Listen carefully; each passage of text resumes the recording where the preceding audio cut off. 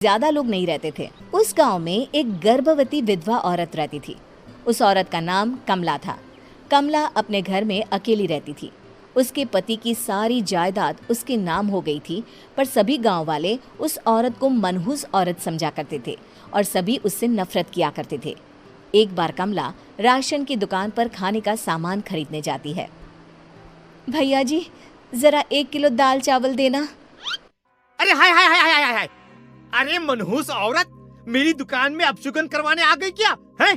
चल जा यहाँ से, मैं कुछ नहीं देने वाला हूँ तुझे। भाग भाग यहाँ से, चल जा, निकल। भैया जी, ऐसा मत कहिए, मैं गर्भवती हूँ, मुझे खाने की बहुत जरूरत है, मुझे खाना दे दीजिए। दुकानदार कमला को वहां से धक्के मारकर भगा देता है। तभी कमला रोते रोते उस गांव के किन्नरों के इलाके में आ जाती है। गांव वाले किन्नरों को उसी इलाके में रखा करते थे, क्योंकि वो लोग किन्नरों को पसंद नहीं करते थे और उनके इलाके में रहने से मना करते थे। तो किन्नरों ने उसी गांव में अपना एक इलाका बना लिया था। जब किन्नर लोग देखते हैं कि एक गर्भवती महिला रोते रोते उनके इलाके में आ गई है, तो सारे किन्नर कमला के पास जाकर उसका हाल पूछने लगते हैं। क्या हुआ बहन, तुम्हारी गर्भवती अवस्था में इतनी बुरी हालत कैसे? तुम रो क्यों रही हो? तुम डरो मत, हम तुम्हें कोई नुकसान नहीं पहुंचाएंगे।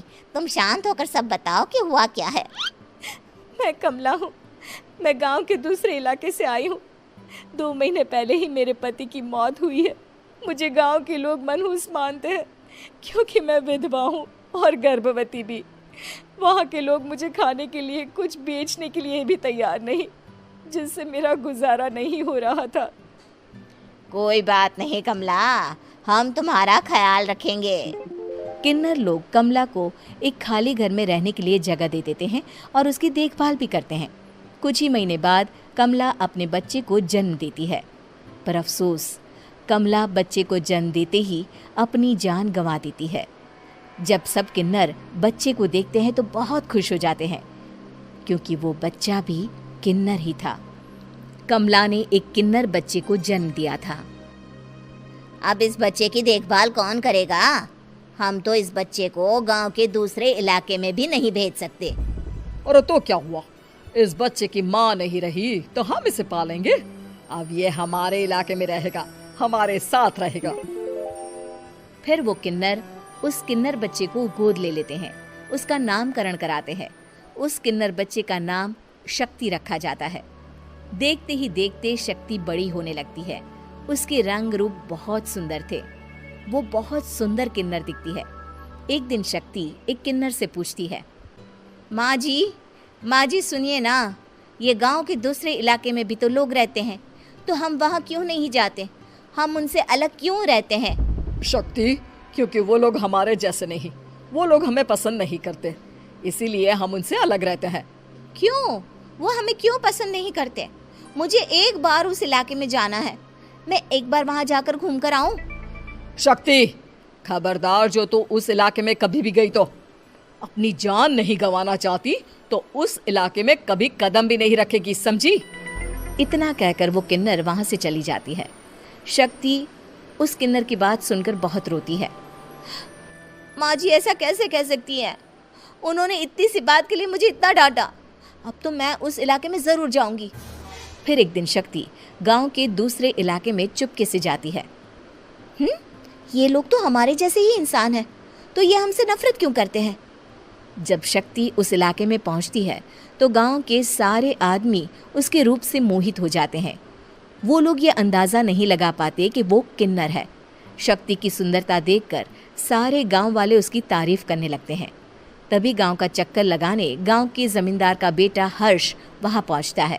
हर्ष भी दिखने में बहुत सुंदर होता है। जब हर्ष ने शक्ति को देखा तो वो भी उससे मोहित हो गया, और जब शक्ति की नज़र हर्ष पर पड़ी तो वो हर्ष को देखकर मोहित हो गई। आपको पहले कभी इस गांव में देखा नहीं। इस गांव में आप नए हैं क्या? जी नहीं, वो मैं बस। तभी शक्ति बोलते बोलते रुक जाती है और मन में सोचने लगती है, अगर मैंने इनको बता दिया कि मैं दूसरे इलाके से आई हूँ तो वो समझ जाएंगे कि मैं किन्नर हूँ, इसलिए मुझे इनसे झूठ ही बोलना पड़ेगा। शक्ति हर्ष को कहती है, जी हाँ, मैं इस गांव में नई आई हूँ, यहाँ अकेली रहती हूँ। वैसे आप कौन है? आप भी इसी गांव में रहते हैं? जी हाँ, मैं इस गांव के जमींदार का बेटा हूँ। आपको किसी भी चीज की जरूरत पड़े तो आप मुझे बता देना, मुझे अच्छा लगेगा। ऐसे ही शक्ति और हर्ष एक दूसरे से रोज मिलने लगते। वो दोनों अपने प्यार का इजहार करने एक दूसरे से मिलने जाते हैं। तभी शक्ति का पीछा करते करते एक किन्नर वहां आ जाती है। शक्ति, मैं तुमसे बहुत प्यार करता हूँ। मैं तुमसे शादी करना चाहता हूँ। क्या तुम मुझसे शादी करोगी? हाँ हर्ष, मैं तुमसे शादी करूंगी, पर मैं तुमको अपने बारे में एक सच्चाई बताना चाहती हूँ जो मैंने तुमसे छुपा कर रखी है। तभी उनके बीच में ही वो किन्नर आ जाती है।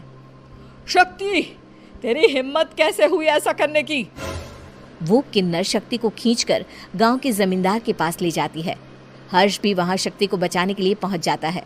जमींदार शक्ति और हर्ष के प्यार के बारे में सुनकर गुस्से में आ जाता है और शक्ति को गांव के बाहर निकालने की सजा देता है। शक्ति ये बात सहन नहीं कर पाती और कुएं में कूदकर अपनी जान दे देती है। जमींदार हर्ष की शादी गांव की एक लड़की से करवा देता है, पर हर्ष इस शादी से खुश नहीं होता। शक्ति अपना बदला लेने के लिए मरने के बाद किन्नर चुड़ैल बन जाती है। अब मैं इन गांव वालों को नहीं छोड़ूंगी, अब इनसे मैं अपने प्यार का बदला लूंगी। किन्नर चुड़ैल गांव वालों को परेशान करना शुरू कर देती है। एक बार वो रात को गांव के खेतों में पहुंच जाती है और वहां आग लगा देती है। सारी फसल जल के राख हो जाती है। जब एक आदमी